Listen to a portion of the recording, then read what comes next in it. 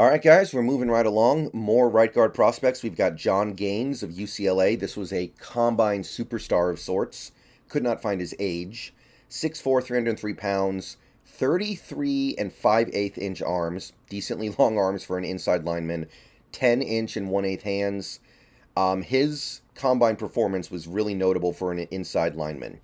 5.0140, 173 10-yard split, 32.5-inch vert, 9 foot 6-inch broad, 7.31 3-cone, 4.45 20-yard shuttle. Like, that's kind of eye-popping for a guy who's probably going to end up playing right guard in the NFL. He is a little bit on the smaller side, but still, for a 300-pound plus guy to do that, he got attention. And a lot of the big boards don't have him listed. The only big board that has him listed as a major big board that has him getting drafted is Sports Illustrated. But a lot of the smaller big boards have him boosted on the aggregate all the way to the point where they actually think he's going to go somewhere in the 5th round. And I see it.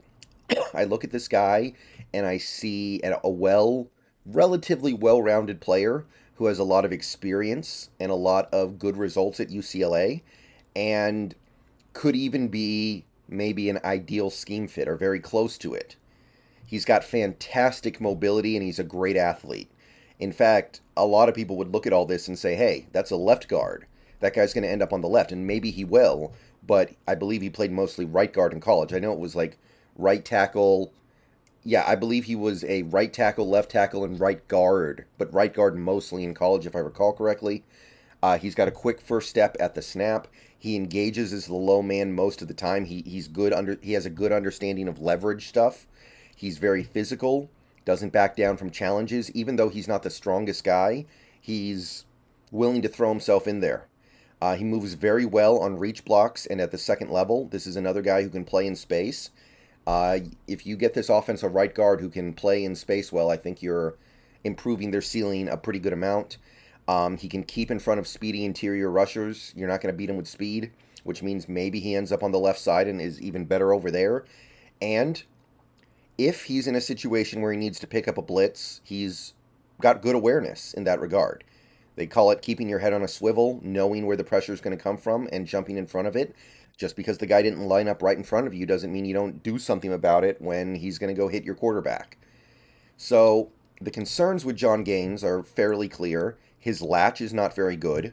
He doesn't have a good understanding in general, I think, of how to use his hands. His hand positioning when engaging is not very good. He needs to engage stronger. He can get shed a little too easily, and that's going to be something that holds him back. He's not very strong. Like, he has the weaknesses you would expect for a guy who's this agile and athletic. He doesn't have a very good anchor. He's going to get bull rushed.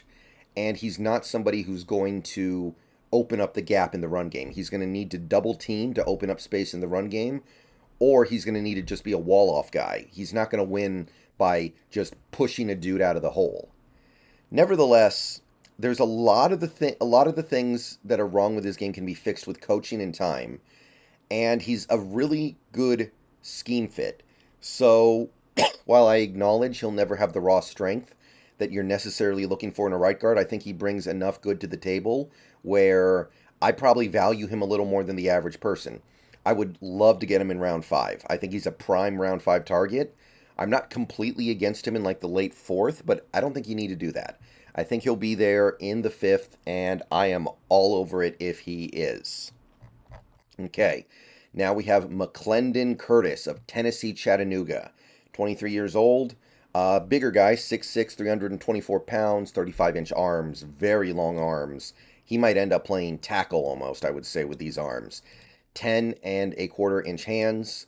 Combine results were decent for a guy of his size, 5'2", 440, 185 10-yard split, 26.5-inch vert, 8 foot 9-inch broad, 7.73 cone, just under a 5-second 20-yard shuttle, 25 bench press reps.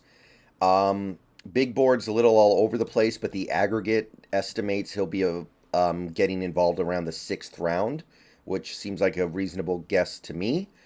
Maybe late 5th.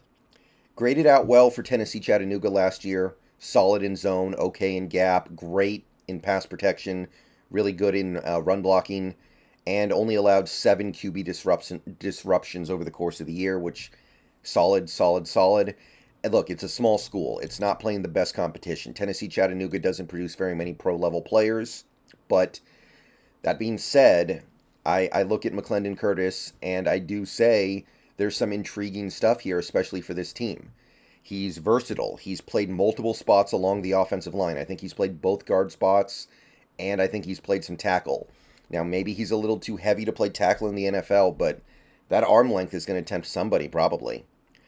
He's big, he's heavy, he knows how to use it. He's good with his hands. He has a good understanding of where to position his hands when he's engaging with a defensive lineman. The long arms are going to allow him to win those engagements very quickly. He can get his arms up there, and it's like a boxer, right? The guy with the reach wins. So McClendon Curtis brings some of that positive stuff to the table. He's powerful enough to win when the assignment is kept simple. Like, if you put him in a simplified scheme where he just has to block the guy right in front of him, I think he's going to do quite well. He's a hard worker. There is definitely some stuff here that is intriguing. Now, is he a ideal scheme fit? Not necessarily. He doesn't really move his feet all that well. You get him in space, he starts to lose effectiveness very quickly. He loses his balance a lot when he's in open space, whenever he's trying to land hits at the second level. Speed rushers are going to beat him up, which is why he'll probably only play guard at the NFL level. In fact, I think he'll probably only play right guard just so he can get away from three techs. If you leave him at right guard, he'll be a little bit protected from that stuff. And while he was flexible at the college level, I don't know how much of that is going to translate. But here's the thing. McClendon Curtis is going to be a second half of the third day pick. That's very different than somebody like Torrance, who, to me, has some of the same problems. Look, McClendon Curtis is nowhere near as good as O'Cyrus Torrance, but he has some of the same issues, right? Like, he's strong, he's big, he latches on well, he's a good run blocker, but they can't really play in space. McClendon Curtis can't do it either, but at least I only have to spend like a 6th round pick on him. So there's enough positive here for me to say, yeah, 6th round, go ahead. He's not a perfect fit, but not every player has to be a perfect fit. You can get by. He's not going to be a starter. He's not going to come in with the expectation of taking over as a starting player in year one, I don't think. So you bring in McClendon Curtis as a reserve player who you have to simplify the playbook a little bit maybe if he has to come in, but again, you hope that he doesn't have to come in, and there's so much interesting with him, like these super long arms, how hard he works. It's good enough. Okay, one last guy for this video. It's a guy who a lot of the viewers may be familiar with. It's Henry Bonavalu of the Washington Huskies, at 24 years old. I think we're all pretty familiar with this guy, and I'll tell you, after trying to take a look at him objectively, I found myself pretty intrigued. 6'6", 306 pounds, 34-inch arms, so actually pretty long for an inside lineman. 10 3/4 inch hands. Combine results were not great, but 5'5", 40 time is not going to win any awards. 1.87 10-yard split, 28 vert, 8 foot 5 inch broad. Like, yeah, it wasn't great. The 20-yard shuttle was okay, I guess. The big boards can't figure this guy out. There are 2 big boards that think he's a late day 3 pick, and then you have like PFF that thinks he's distantly undrafted.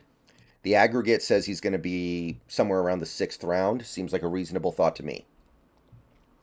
Graded out well in 2022. Really good against the pass, almost an 80. 66 with the run. Really solid in zone, kind of mediocre in gap.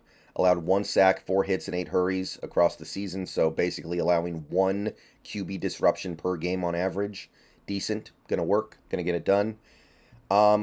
Despite his really bad combine results, which, by the way, I don't get me wrong, we should definitely filter those results in, because we need to understand that the level of competition goes way up at the NFL level. He is capable and effective in space. Those long arms are going to help him on the interior. They're honestly, his arms are so long, I almost wonder if somebody's going to try to move him to tackle. He moves his feet well in pass protection against the speedy inside rushers. He's got enough experience at Washington to where he has a cerebral understanding of little nuances, like where to position his hands, where to position his feet, the angles to hit, the timing that he needs to get. You know, those little things that are hard to pick up sometimes. He's got a good grip of that. He's a bruiser in run blocking. He's somebody who is going to throw himself into run blocking with great enthusiasm. He needs to add some muscle mass to hold up against the stronger defensive linemen, though. He is a little bit physically weak. And at the NFL level, I do think that he gives up a little bit in terms of going up against like these nose tackles and one techs. So he's got to spend a little bit of time in the weight room. He does have the frame for it, though. He's 6'6". He can add some muscle. He can add weight if he needs to be, if he needs to. As of right now, he's not somebody who's going to drive open big holes in the run game, even though he's, you know, the spirit is willing. The spirit is willing, but the flesh is not going to get it done here. He does need to get a little bit better with his hands in terms of the latch. Another one of these guys who gets shed a little too easily sometimes. And if he has a bad start to the rep, like he gets caught out of balance or he gets shook by his man, he struggles to recover well. That was one thing that a lot of people noticed about him. He's not somebody who's going to be able to recover the way that, like, O'Cyrus Torrance does. O'Cyrus Torrance can get caught out of position or start to get pushed back by a bull rush, and then he'll just plant his feet, and it's everything's good. But I do think he's actually a decent fit for the offense, although the combine scores do make me wonder a little bit. If he gains some weight and puts on some muscle, I think he's actually a really good all-around prospect, and he could be coached up into maybe even a one-day starter. Maybe he even ends up playing tackle, so there's versatility here. I would take him much earlier than a lot of these big boards indicate. I would take him in the 4th. I don't think you're going to need to, but I would be willing to do it if I have to. So Henry Valu has become one of my sleepers. All right, one more video later today. See you guys soon. Go Hawks.